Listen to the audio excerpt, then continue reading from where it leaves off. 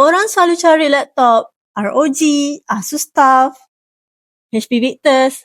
But for me, MSI is the one. Dekat depan saya ni adalah laptop MSI Katana. Okay.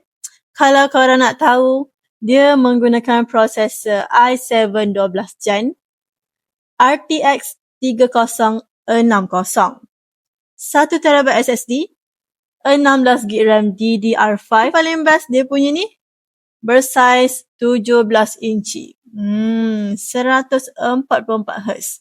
Okay, korang nak buat main game Wukong ke, segala kongkong ke, boleh sahaja.